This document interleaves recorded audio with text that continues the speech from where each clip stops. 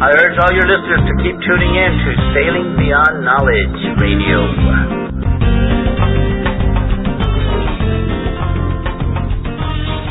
Sailing Beyond Knowledge Radio podcast. And today is episode 64, 65. Today is episode 65.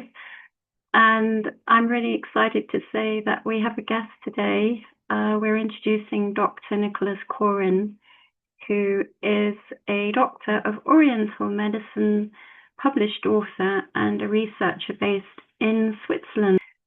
And today is episode 65. And I'm really excited to say that we have a guest today. We're introducing Dr. Nicholas Corrin, who is a doctor of Oriental medicine, published author, and a researcher based in Switzerland.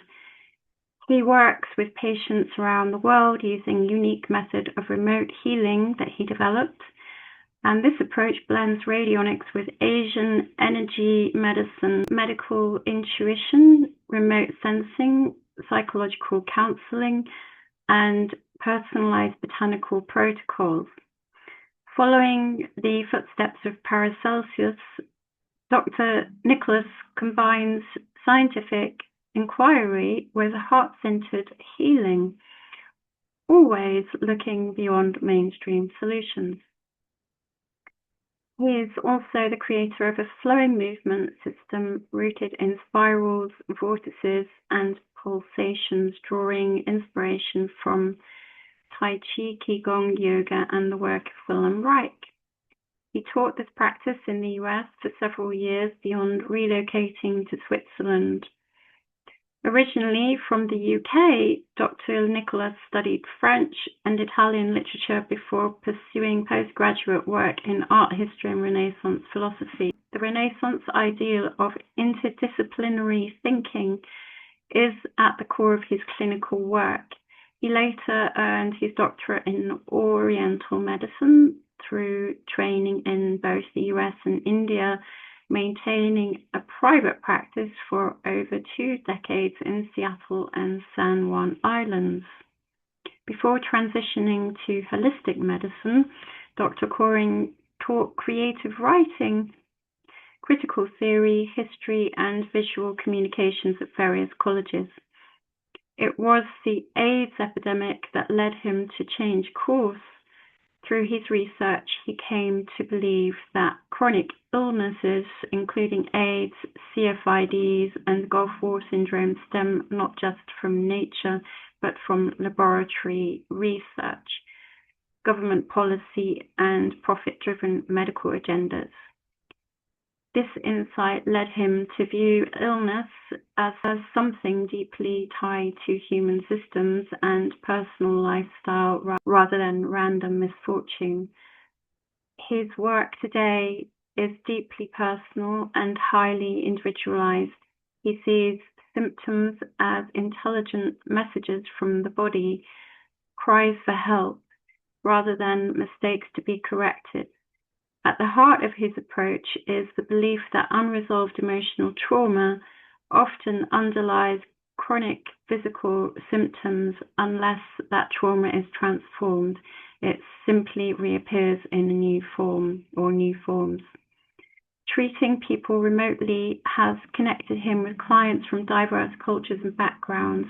His book, The Power of Letting Go, first published in 2013, is a self-help guide for connecting with nature, restoring mental and physical elasticity, and aligning with the natural flow of life. This same philosophy guides his clinical practice, soften to energetic blocks, restore signal flow between cells, and let physical healing follow from emotional insight and inner balance.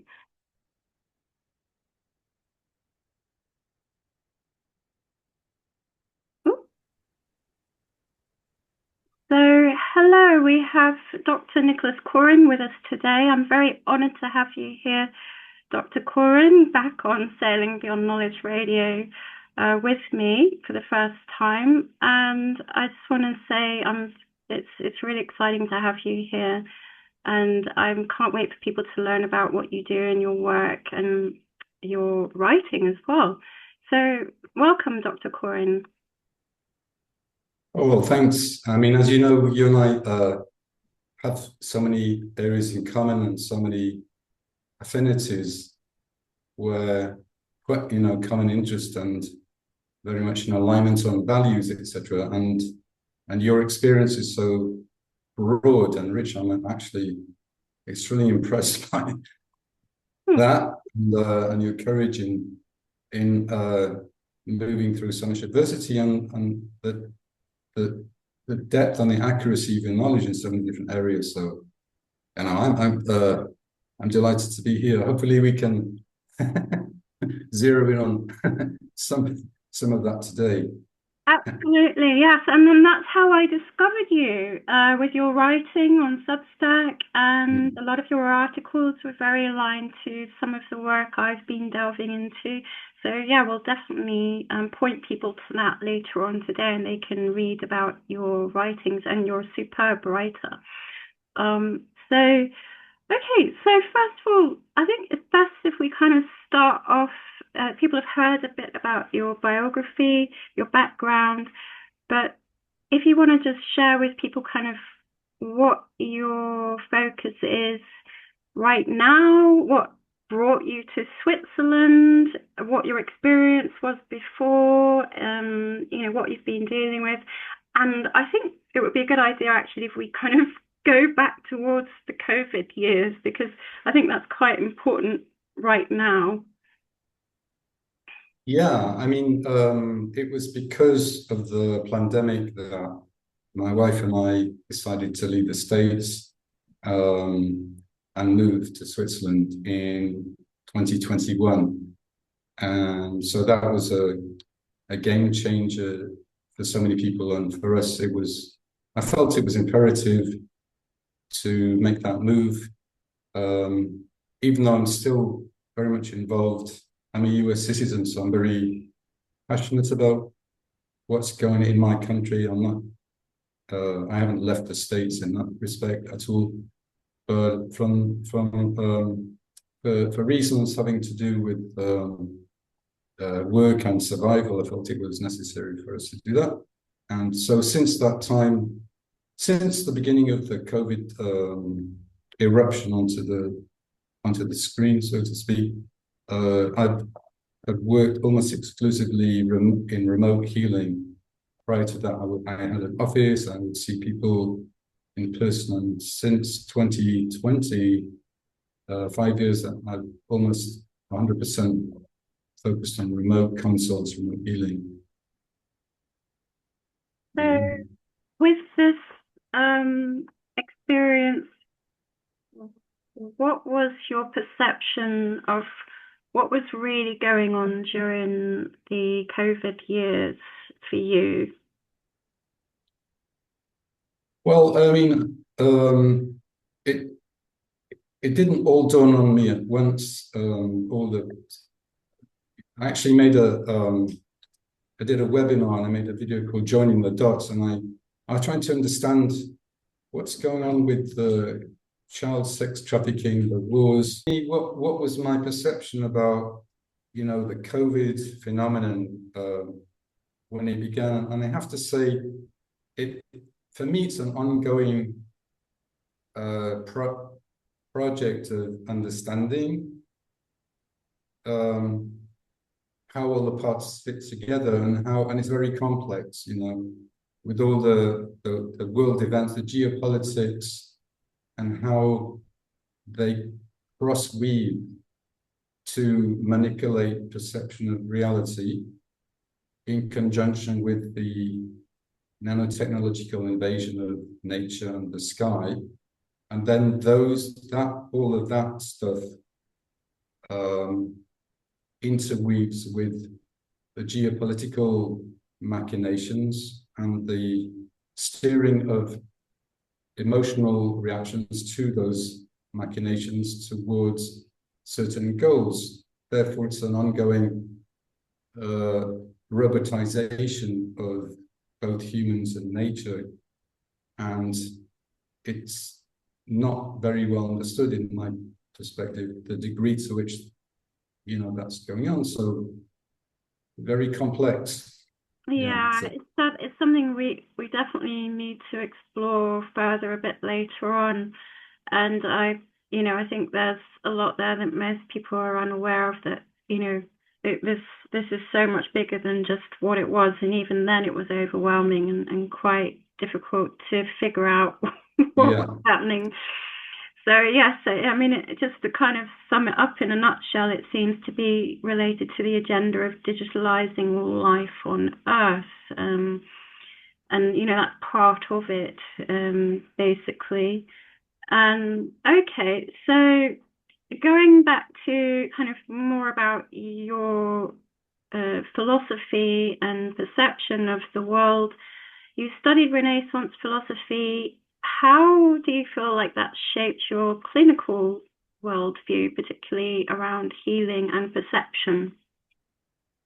That's a good question, actually. And the answer is very, fundamentally it did, although at the time it never occurred to me, because at the time I had no interest in going into medicine. I had no interest in being a quote unquote healer whatsoever. And only later, when I started to pursue this work and get the kind of quote unquote magical, miraculous results working on people, did I start to review what I had been studying from Renaissance art and philosophy and music. And then I realized that the understanding of the cosmos and where I'm operating is all written and explored in the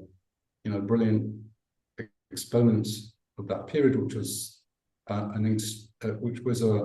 not just a renaissance of the classical and pre-classical period, but it was also an influx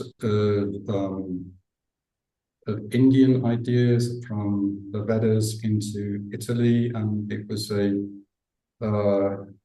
blending of mystical Christianity, Sufism, Jewish Kabbalah, and Plato's philosophy, going beyond the rationalism of Aristotle. And most fundamentally, as you know, it's based really on the idea that there's a oneness, there's a now, so intelligence in the universe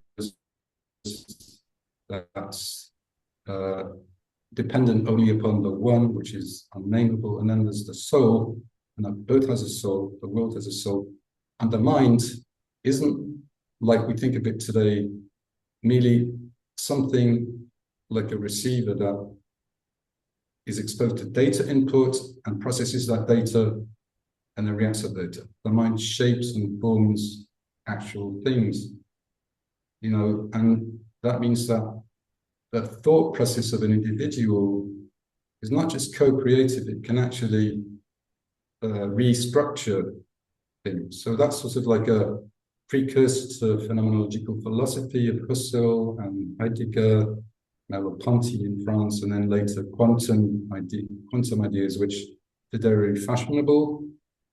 But that's really old wine in new bottles, because the Neoplatonists already, and as you know, in the Vedas, that's very well understood. So basically, what I then came to realize was I probably had been unwittingly putting myself through that training, in order to have a really strong intellectual and historical and philosophical foundation for what I was discovering empirically by working in medicine. So sort of interesting. I think people have those rear view mirror, now it makes sense why that happened to me, and and then life has a certain meaning that it didn't have at the moment, because it's a certain kind of a good destiny feeling that, oh yes, this is the path you're on, and this is why certain things have been placed there for you that you're not aware of at the time, but that will lead. If you didn't do those, you'll never be able to be there where you are. now. Exactly. And yeah. Yeah, absolutely. So, okay, so let's actually get into this unique remote healing system that you've developed. If you want to explain what it is and how this process works from your side, and what you sense and how you interpret that information. Yeah. So information, as you know, is the word that replaced energy in scientific circles. And information medicine is a term to describe a lot of non-local processes in healing. But to me, it's not. The word information is very dry, and I don't really like the word information because it lacks all the color and the emotion of actual experience. But I should say that because before I entered into alternative medicine, I wanted to be a writer and an artist, and I still am. So I trained myself in the arts of writing and in the visual arts. So this ability of mine to see things at a distance has again a lot to do. For example, the patient, I can look at the patient, for example, 5,000 miles away, and I look at the patient. It's not, I see a photograph, I can look around the patient, the way you walk around the sculpture and go into the body and look at the liver or the spleen or something in the hip. My knowledge of anatomy links up with my ability to 3D view artistically and sculpturally, so kind of model that. And then the thing is that the very act of seeing that alters it, meaning starts a healing process in it, based on what I was previously referring to from Neoplatonism, which sustains that the thought or the mind, intelligence of the individual is of such a nature that it shapes and causes things over there to morph into something else. Yeah, Very that's much like, been proven in quantum physics. So, we're not just observing; we're actually influencing what we're seeing. Yeah. well, the thing about, hang on a second, because the thing about collapsing of the wave and all of that is, which is a theory, is that the idea is that there's a limitless potentiality until consciousness, which is outside Schrödinger's equation, it's not included in there, causes something to coalesce into this that we can now relate to, but that's outside that. But it's a little different from what I do, because in a way it's almost the opposite, because when I'm looking inside the patient, I'm trying to swim inside their body, their field, but in a neutral way. My only intention is to find out what's wrong and try to help it to get better. So in a sense, it's the opposite of collapsing of the wave function. It's almost like opening up towards a greater set of possibilities out of which the collapse can kind of decollapse or can return to a healthy state of fluidity and possibility. I don't know if that's clear, but it's almost like the opposite of that whole quantum. Yeah, it makes sense. Thank you for explaining. So that aspect of it. Oh, by the way, you haven't actually given a name to what it is, what you call it, for the public to know.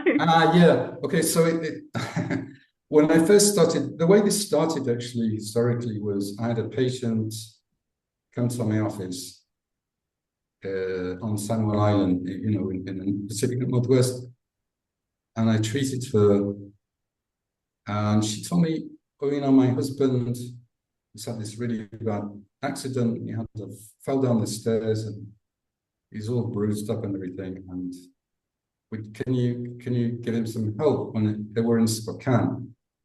He said, sure, give me a call and let me see what we can do. And so this gentleman appears on the screen. It was a Zoom call, and he told me all these painful areas in his body that he had suffered, or he was suffering from, subsequent to falling down the stairs. So I was thinking, okay, he should probably have this, medicine to help prevent blood clots, and this to help relax the muscles and so on and so forth. And then I thought, well, I'll just take my gold antenna, which I use now, and used in the office near the patient. I was still working around the body of the patient locally then. I just pointed it, I said, where does it hurt? And I just pointed it at the screen. And then after about 3 seconds, he said, pain's gone. I said, well, okay, so where else does it hurt? Did it pain gone, pain gone, pain gone? And within 10 minutes, 95% of all of those acute injuries have gone. So then I thought, well, okay, so this is happening through the computer, through an internet connection. So I'm going to call this something. It's a vibrational phenomenon. I thought, well, Wi-Fi vibe is a fun name, a catchy name for it, because it's wireless and it's vibratory. But it had nothing to do with Wi-Fi, whatsoever. It doesn't, it's called that, but it's not reliant on Wi-Fi, nothing to do with Wi-Fi. Yeah, I have a question. You mentioned your gold antenna. Yeah. Can you explain to people what it is? And I don't know if you have it there with you, what it looks like. I don't have it. Well, the thing is, before I developed all this, I trained in Chinese medicine, so I always hated acupuncture. Yeah. I can't stand it. The last time I had it was about 25 years ago. I hated it. So when I had patients, I didn't, in the beginning of my career, I didn't want to put needles in them. So I thought, what can I do? So I started to use, lights and LEDs, and they work better. And then I started to get interested in crystals and meteorite fragments. I had a whole collection of meteorite fragments, and I used those. And then I need to make this more precise, so I started to design and look for thin gold pins with different appendages with semi-precious or precious stones set up, like an axon with a neuron, almost like a metaphor for a nerve body in the brain with the axon in the body of the nerve cell. And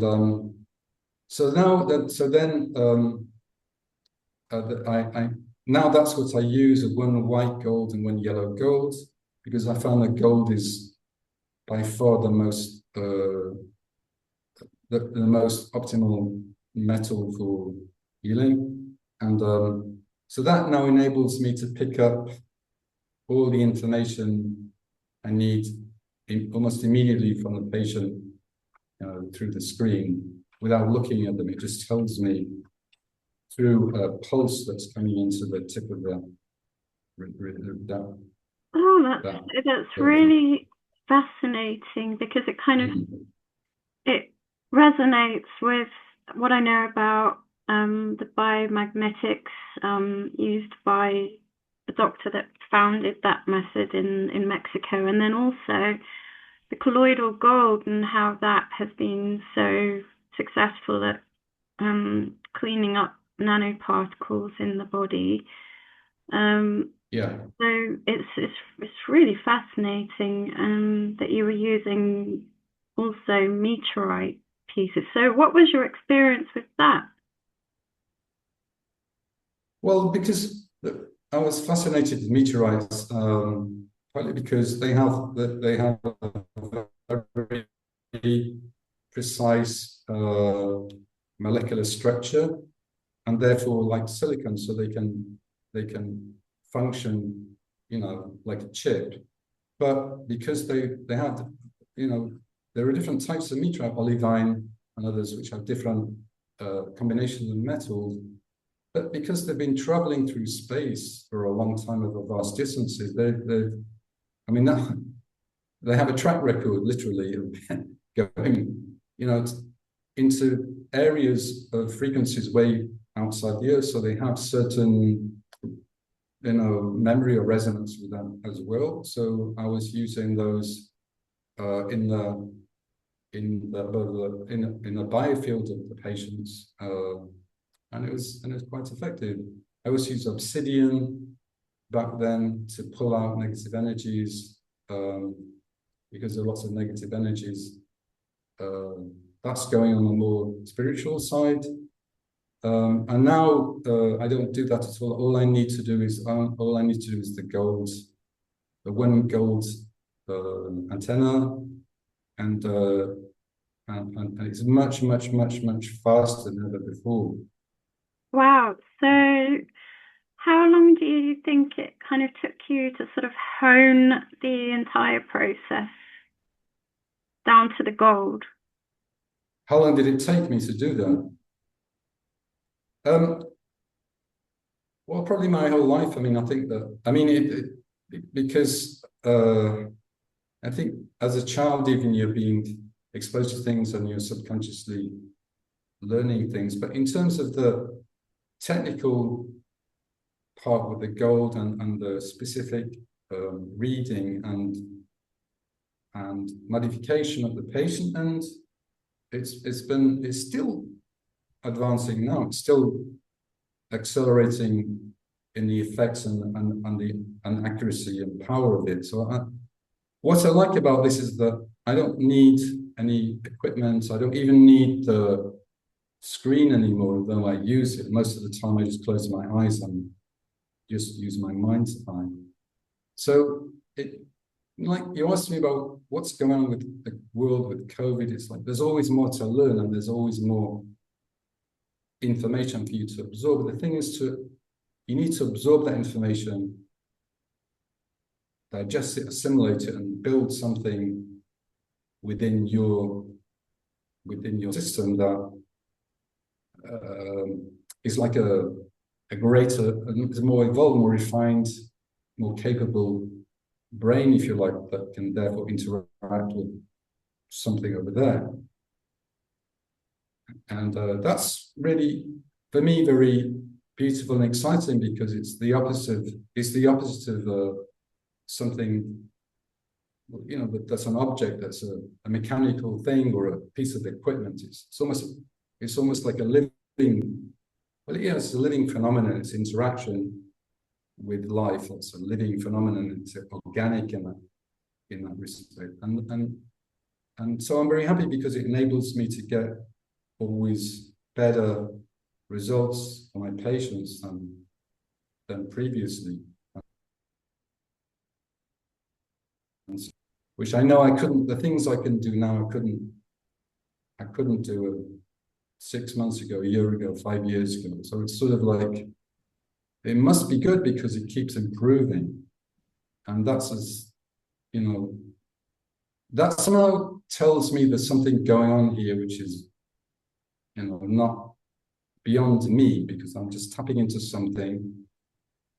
And that thing I'm tapping into is really powerful and is really rewarding, and it's moving into kind of like a free energy, if you like, free energy phenomenon, but to do with a lot of things which go from physical to spiritual, the occult things to do with the nature of reality as it pertains to a human being or an animal.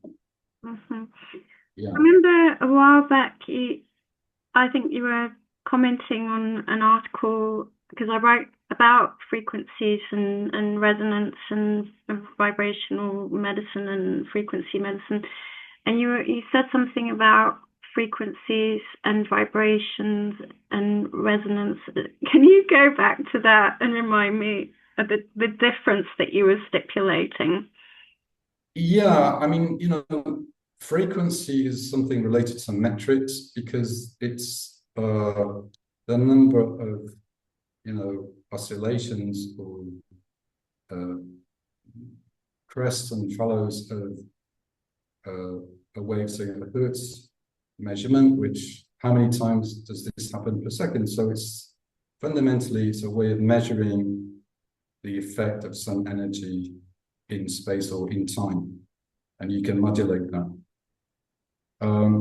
Whereas to me, vibration is something much more fundamental, not measurable, relates more to what ultimately is called the one in Plotinus, in Platonism or other spiritual traditions, or what, the cosmic pulse of life, the title of Trevor James Constable's book, the phenomenology of pulse. Yeah, you can measure your pulse how many times per minute, you can count it, but the pulse itself is the fundamental. So there's something you can measure, and there's something else which is almost beyond measurement, which I call vibration or pulse or organ in its essential form, which is the life force. So I think frequency is, that's why I think Tesla talked about, he differentiated between energy, frequency, and vibration. He didn't just say one of those three, So I think that my experience is that you can accomplish a lot with the frequency, or, for example, with color frequency, with the right color, which is the same thing, or the right sound, which is the same thing. It's target specific to a certain receptor, if you like. But there's something else which is the complement to that, which is enabling system-wide resonance to be re-established. And system-wide resonance means, for example, all the trillions of cells in a human body somehow are in communication with one another and want to support one another. And if there's a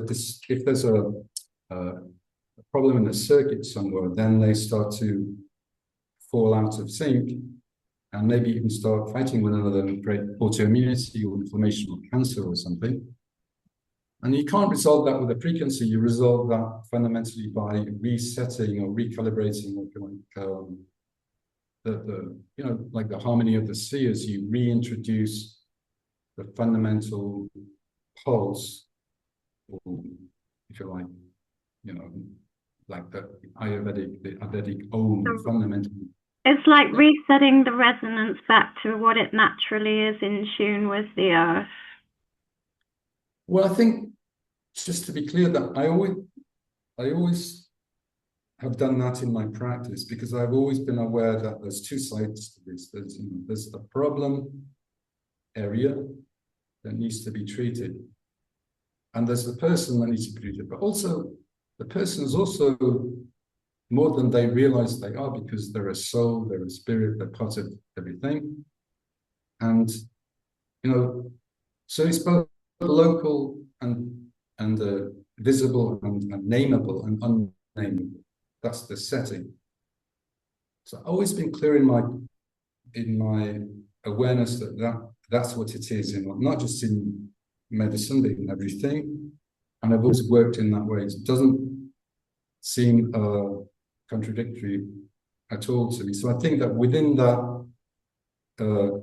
combination, it enables, if I'm very aware, if this person has a problem in the right atrium or left ventricle or superior vena cava or lymphatic blockage or bile duct blockage or ulcer here or something here, and I'm recognizing that, and I'm in my understanding seeing that and feeling that, at the same time I'm also in a very neutral and unlimited way being present with and understanding that person's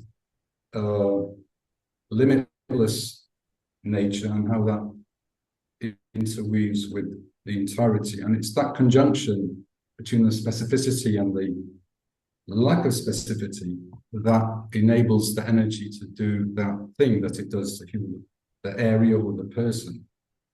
Okay, right.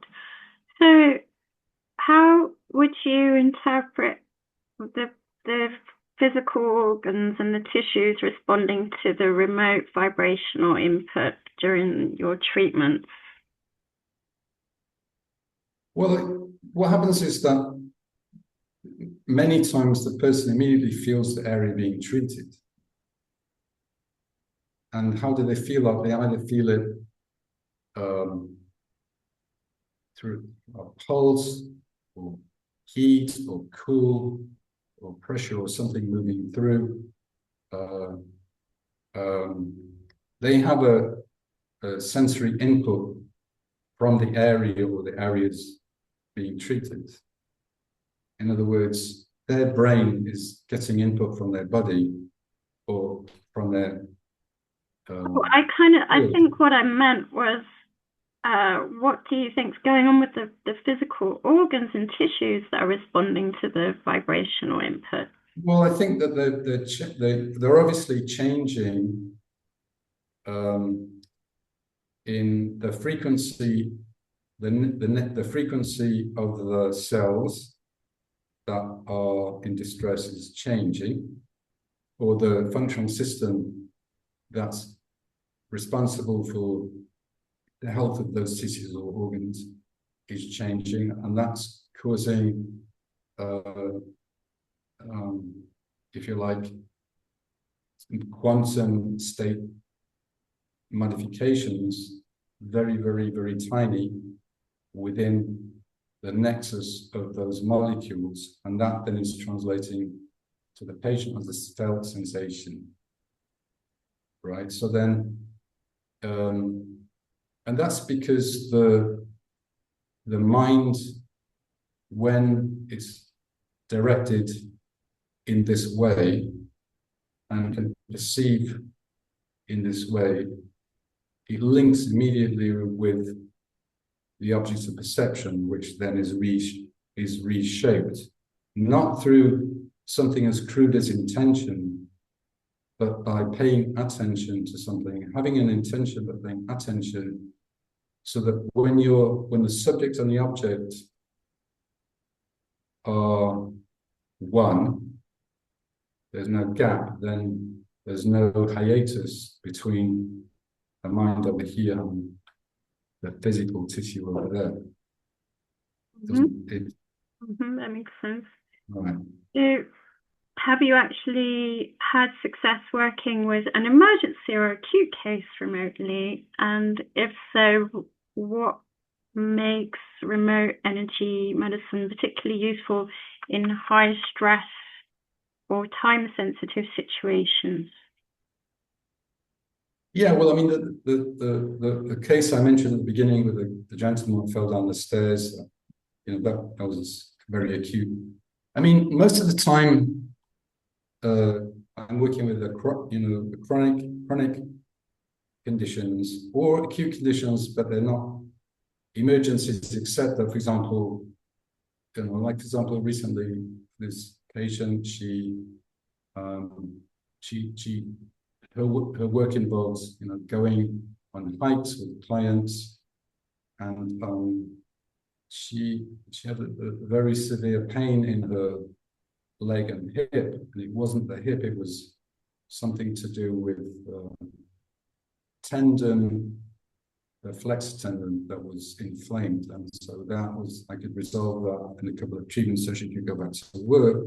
Sometimes people have an anaphylactic type of a reaction, so a wasp thing, or hives all over the place, or sometimes they have a big spike in blood sugar or blood pressure, and immediately we can resolve that. Not always, I have to say, sometimes people have to go to hospital. I don't mean to say just call me and no, but many things that don't require ER can be addressed expeditiously and very convenient, because the person's just at home and they contact me, and if I have the time, then I'm able to just treat them over Zoom, and then they're much better.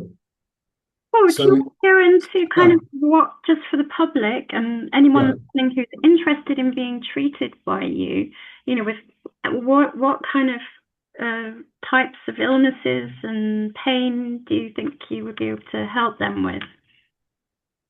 Well, I mean, I don't really restrict myself to any particular thing. I mean, anything from carpal tunnel problem in the wrist to um, metastasized cancers. I treat very problematical conditions, and most of the times, people's conditions are related to things in their psyche, in their lives, and in their soul. So I tend to be more nowadays working like that with patients because I'm more interested in helping people with these existential and soul issues than simply fixing a simple medical problem. But that can be done usually. For example, I used to treat a lot of meniscus problems or sciatica or the neck, cervical realignments, chiropractic problems over Zoom, etc. But I do tend more towards deeply involving people with complex conditions, which are both psychosomatic, medical, and also Oh, soul yeah. journey. That leads to the next question, how you listen intuitively to the deeper story behind the symptoms, because there's always some sort of psychological root, possibly, that's manifesting the illness. Yeah, I mean, I think listening is probably the most important art for human beings, right? That's why the ear is connected in the Vedas with the ethers and the color blue with space. So when you listen to somebody, really, you're listening not just to the words they're saying, but you're listening to who they are. Animals do this too. They listen to who you are. So you can pick up information about the person if you listen with attention and with interest for that being. You're not listening to their story or such, but you're listening to who they are. And they know that because their energy, recognizes that and opens up and tries to help you excavate or take them out of that closed space. So it's, again, a symbiotic kind of a process where the person appreciates being listened to and comes forward. And then also there are energetic sounds during treatment, which are, amplified by the computer speaker, static electrical sounds, or knockings, or water moving down a plug, or rotating fans going, or scratching sounds. They have to do with energy inside their psyche or inside the cellular body that is expressing itself as an efflux of an issue during treatment. And sometimes people have a lot of those. And sometimes they're simple, clicking sounds, and sometimes they're more even on the occult side where there was some type of possession going on in the person. You can hear the shuffling of the feet in the room of furniture being moved around in some cases. So there's a whole spectrum, and there are many worlds, as you know, involved in people's complete being, and each and any of those can emit acoustics which have to do with what is going on with that person. So those are also diagnostic, diagnostic sounds, that non-verbal diagnostic sounds. And then what I was addressing before was, that the person as they are the experiences that they've had, and where, you know, the if you like, the mystery of the person as a person.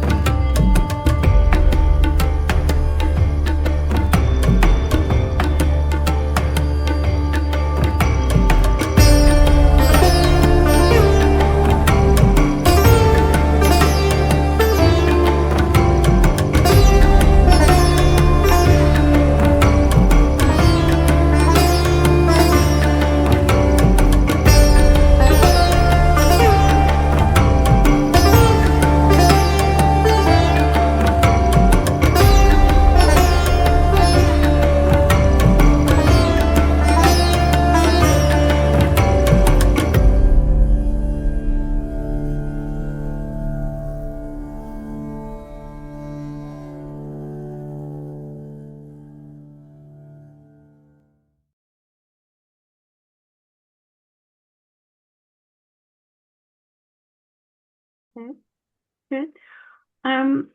So what kind of feedback do you get from patients or about sensations after they have had the remote session? Well, it's during and immediately after, or days after, depending. But again, they can be in terms of blood tests, in terms of improvements in blood parameters, or glucose, diabetic, blood sugar being 200 and then being immediately 125, or blood pressure, same thing, or swelling visibly going down. Sometimes a lipoma shrinking by half just after the treatment, or feelings of inward feelings too, like seeing light, usually people feel light much lighter, and also many times they'll see light, they'll feel themselves becoming made of light or something. So those types of things. Warmth, they often look completely different. The faces, the color changes, things which indicate objectively that the blood circulation has improved, the microcapillaries have opened, and that means that usually psychosomatically the brain or the mind is not at war with the body or afraid to be in the body, etc. So are any of those signs, physiological signs, that you look for at the end of the session to just confirm, that the integration and the transmission has been integrated? I mean, I know when I'm working on somebody, I can tell what's happening, but I don't say to the person, I wait, I tell them what did you experience at Corrin, and then tell me that. And often it's very, very exact. And sometimes it's not just in the body, but also in the energy field, or in the energy lines, as much as in the organs or the physical structures.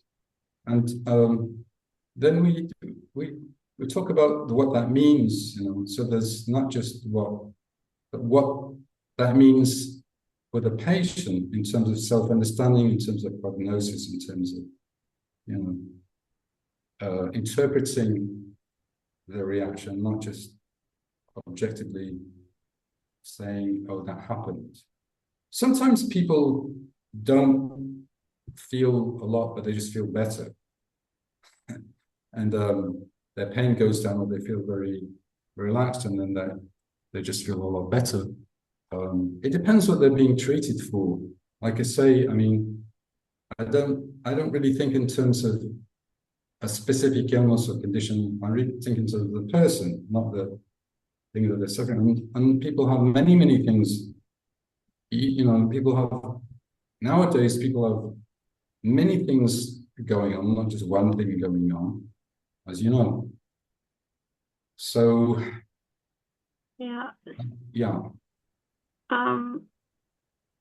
I think this question is quite important today, especially because the level of this problem is just completely out of hand, and millions of people are experiencing this. And so I'm going to talk about targeted individuals here, and some say that they're experiencing their energetic interference as well as interruption of their physical body with the surveillance. How do you approach this specific type of patient with your work? Majority of the patients I see now are experiencing those phenomena, because in one way or another, people are being targeted and are being parasitically interfered with And from my perspective, the phenomenon is not simply nanotechnological or 5-6G related, but has a occult or nefarious aspect to this very much so, which integrates with those vectors and those infrastructures, if you like, and therefore there's a struggle going on within the individual, just as there is within the collective, for the person not to be parasitically, not to have their life force extracted or warped, poisoned, or turned against them by something that they cannot see. So I used to find this occasionally before COVID in people when I worked in Seattle, for example, and now it's becoming so widespread that it's almost like every person. And but I have to say that on the plus side, that with this type of work that I do, I think there's I feel like a beneficent or angelic or like an antidote type of a force to the diabolical force that, when it's enabled in the person, which I think it's always there in each person as part of the gifts from the universe, when it's enabled, it's a cleaning system, and it tries to expunge that parasitical entity from the person. Okay, so this is my conclusion from what I've been observing in the world and empirically during treatment of people. But I do think it's incredibly complicated and widespread, and not always easy to remediate, because there are so many components to the problem, from the chemical to the quantum dots and the engineered living materials and the satellite emissions and all of that. But beyond all of that, I'm convinced there's something that is occult, that has to do with our spiritual essence, that is turning us against ourselves, and that has to be recognized and that has to be addressed. So it's a battle going on to the death in a way, and that's going on I see it going in people, frankly.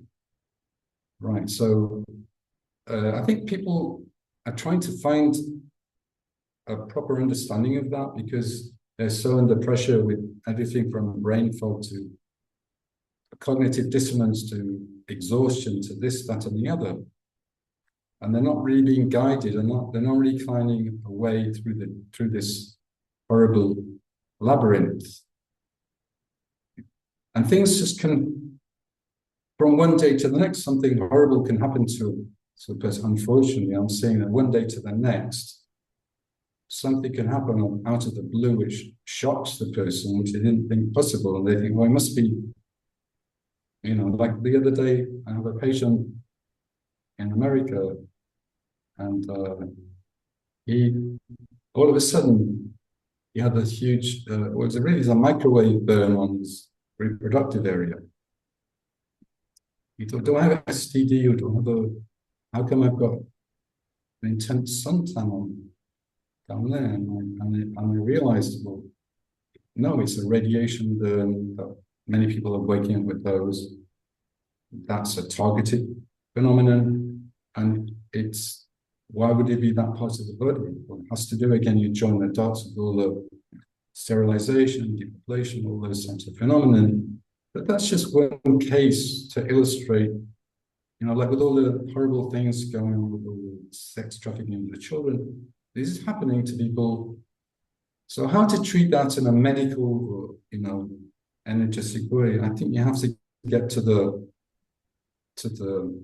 source in the person that very deep is able to try to push that out, right? And in that case, that person did feel immediately like a pulse, immediately warm and cool in the area where the radiation burn just went down and cool, and then his eyes actually 3 times involuntarily squeezed open, like something squeezing out, like something you have to squeeze it out of a tube, and it just pushed it out of here. And then I haven't heard back since then, but that's an example I could see happening. That's something that I'm referring to that's not physical,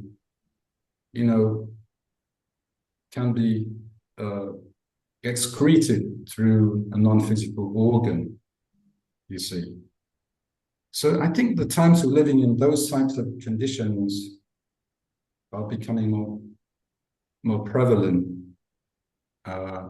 So if people need to be, I guess, educated into understanding that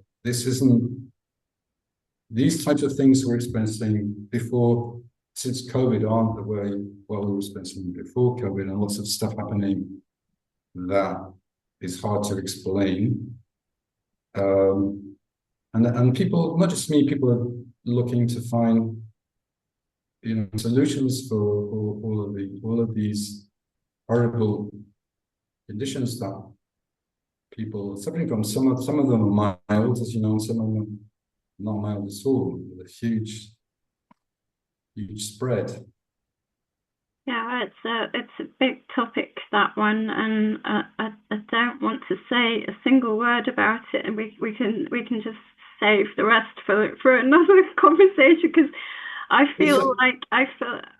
feel like from my personal observations, as you said, it's there's so many layers to it, and I'm definitely in agreement that there's a very large spiritual factor, and for me, for example, like the nanoparticles that are showing up in people, which they're breathing in from geoengineering, and it's in the food, the water, everything, the soil, the plants. These are conduits of this negative vibrational force, and that in itself is something to bear in mind. Plus, as you said, I think there's this kind of, I would say, a very ancient disruptive anomaly in the human spiritual makeup that's also kind of being pulled up and made bigger in current times because of these frequencies are more prevalent, and it's a huge spiritual battle that we're going through. In my experience of all of that, I personally have very personal experience, as you know, and I prefer to just, when it's happening to me, focus on other things, because what I notice is if I focus on it, it makes it far worse. I'm amplifying it and I'm making it worse. So it's so much better if I just carry on and focus on other things, and that's how I deal with it. And I keep my frequencies high, and I just stay in the high vibrational energy mode. So I think that would be important if you could share like some of your tips for people who are targeted individuals, other than having treatment with you. What do you feel they could do to help protect themselves? I had a whole meeting with the TI organization, and they had some good tips. I'd love to hear what you would advise people do. Yeah, well, I think first of all, I completely agree with what you just said, that you don't want to feed the beast. So if you respond to attack by becoming entangled, by obsessing about that, it strengthens it. So people across the board report that when they, like, you pull away from it, it diminishes. And so that's rule number one. Because, you know, these entities and these humans that are playing around like this, they get off on the attention that they're gleaning. If they're being ignored, they just sink into oblivion, and they basically shrink. So I think we have a certain degree of power within us to deactivate the effects of all this nanotech simply by refusing to play that game. Okay. The other thing I think people need to do is, my personal opinion is, you need to have a very, very clear understanding for you of what is right and what is wrong. If you're on the fence about values, you're going to have a very hard time resisting all of this.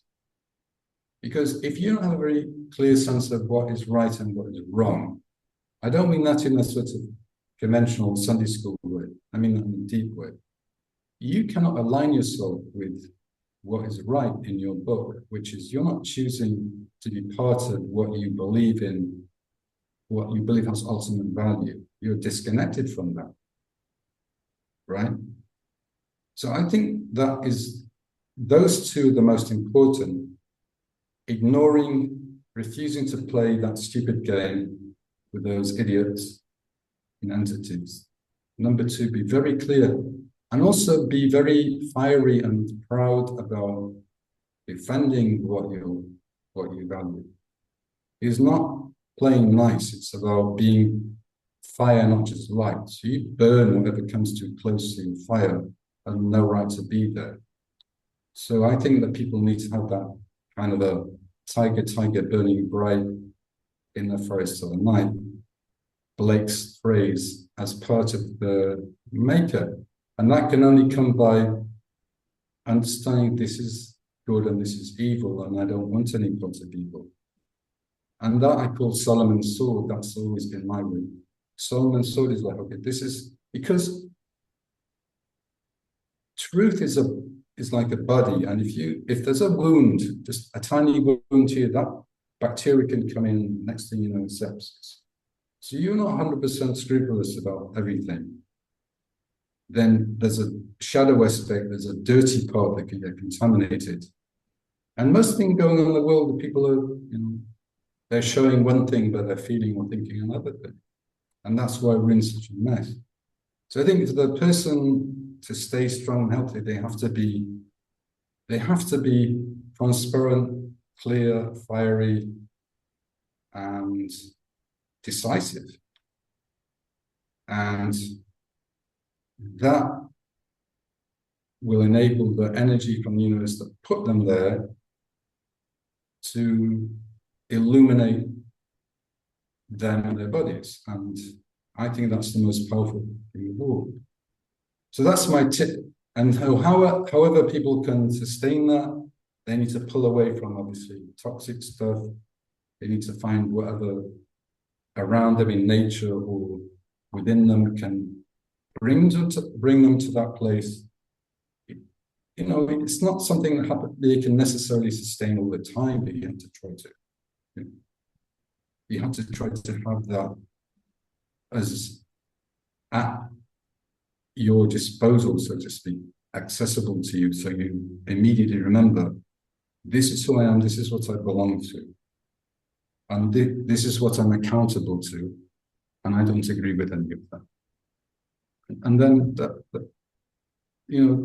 the rest of it is, what can I take to clean me? What can I take, to detox me? What can I take to protect the energetic or chemical nano level?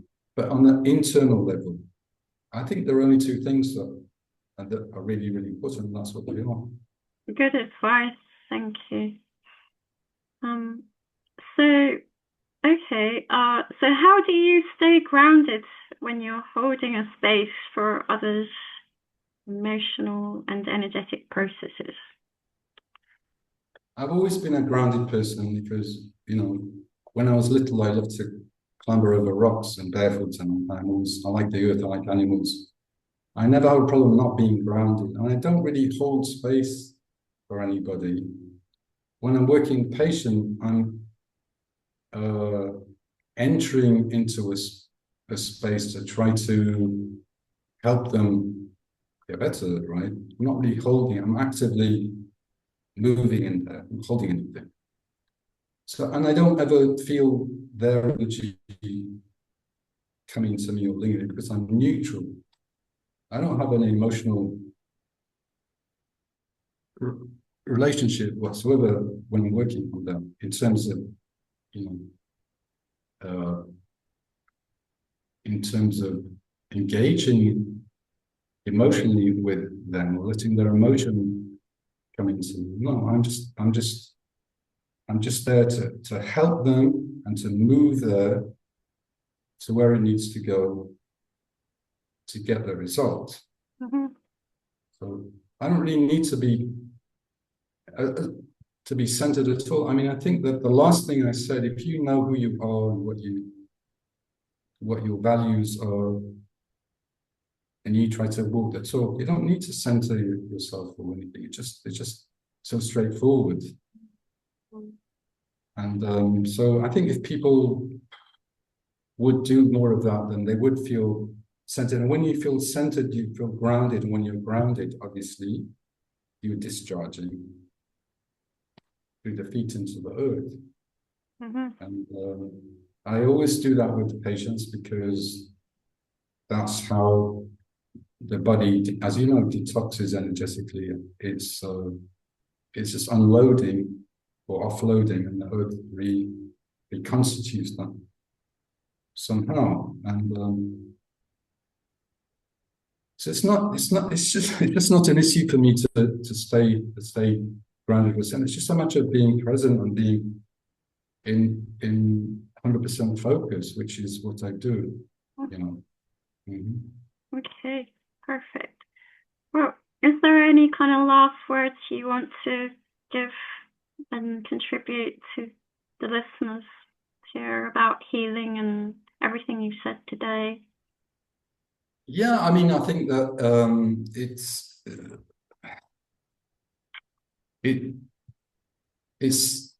the world is in a sense a very magical phenomenon, and I think my advice to people is don't limit yourself to what you think you know. That's a mistake. But at the same time, be careful about what you're picking up from other people or what you're seeing online, because to me, most of that's not healthy at all. So my advice to people is be simple and try to be clear. And if you have a problem, try to find the intuition within yourself. Where am I going to find the resolution for that? Not get more entangled in something because I'm not following some signal or voice inside myself to go in the direction I need to go, which is an animal instinct, right? That's an implant is a way that all living things have that. Insects have that through the antennae. Salmon have that through the flank, the special cells that can recognize the magnetic field of the earth at a tilt and find a way back to the estuary and then smell their way back to the, so we have those, they're just sort of falling into disuse. My advice to people is take those, dust them down a little bit and don't second guess and don't go over there to subcontract out. Try to find some guidance within, and then according to what you can find, make a decision. And it doesn't have to be the ultimate decision, but you have to make one step at a time. I should first try to do this. That's my priority. You know, I can't solve everything, but I can try to solve the most pressing thing, and then the next thing, and then the next thing. Okay, perfect. So, Dr. Nicholas, is it okay if we share your Substack here, and how can people find you and message you if they want to contact you and make an appointment? Yeah, I mean the Substack is a good way. You can read some of my articles on there, which is Brilliant articles, very well written, very knowledgeable. Yes, I recommend everybody go there. Oh, thanks. Yeah, and yours absolutely. I think amazing, and yeah. So that gives there's a lot different topics, but it gives you a sense of where I'm coming from and how I see the world, and then you can reach me either through Substack or you can email me through my website, which is simply contact at nicholascorrin.com. That's my name. That's your website, contact at, or email? No. That's the email address used for new patients or people wanting to have a consult with me. Then they contact me or my office assistant through that email address, and that links with my website, which is nicholascorrin.com, and that's the email that people use to get in touch with me professionally. And so that's really the best way to, okay, if you need to reach out to me through so I'll that put email. those details next to the podcast, so if you send those. And also your Substack is Dr. Nicholas Corrin, omd.substack.com. So if people want to read your articles, right? So Yeah, that's right. Mm-hmm. I'll put those links in the information next to the podcast. Okay, thank you so much, Dr. Nicholas, for your time and for your great big heart and empathy for humanity in the world and what you're contributing to the healing of everybody today. And I hope that we can have further conversations in the future to kind of deepen, what we've touched on today. And yeah, thank you so much. Yeah, well, I mean, the ditto, a great big fat ditto to what you just said to me. And it's really, I mean, wonderful for me to have a connection with you and discover your work and everything that you've written and continue to such amazing, prolific material and beautifully written as well, because you're also very gifted writer and a wordsmith.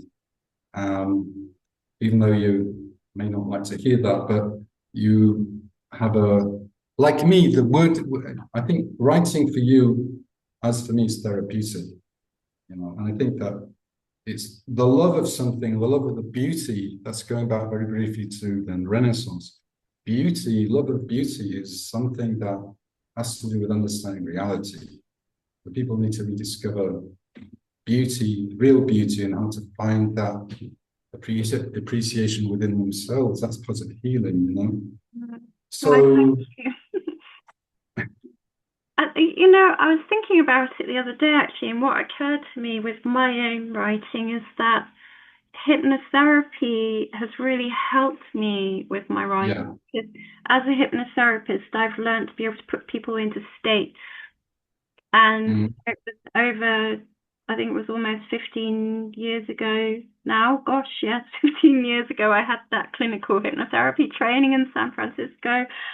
And that, I think for me, that's really what writing is. And, when you read a really good piece, it's put you into a state, it's put you into a trance, and there's healing in that, and there's a lot of power in that. And obviously we know that it's been used for nefarious means with the media and so on, but the benefits of being able to use words in that way, kind of, for me, go back to Milton Erickson, and he's a big inspiration. Anyway, but enough about me. Thank you so much, Dr. Nicholas, and we'll finish up there. And I'm excited that people get to hear about your work and what you do. Thank you very much. Absolutely, my pleasure. Thanks again, and we'll talk again soon. I'm sure we will. Right. Yeah.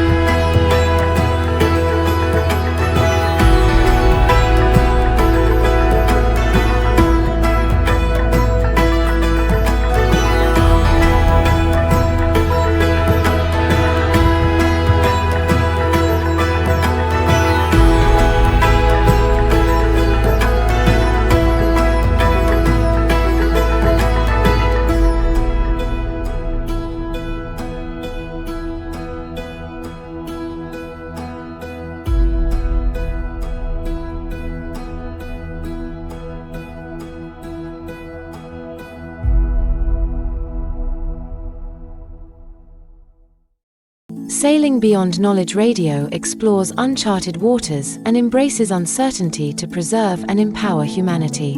We are the seed planters and map makers, guiding the way into a new paradigm.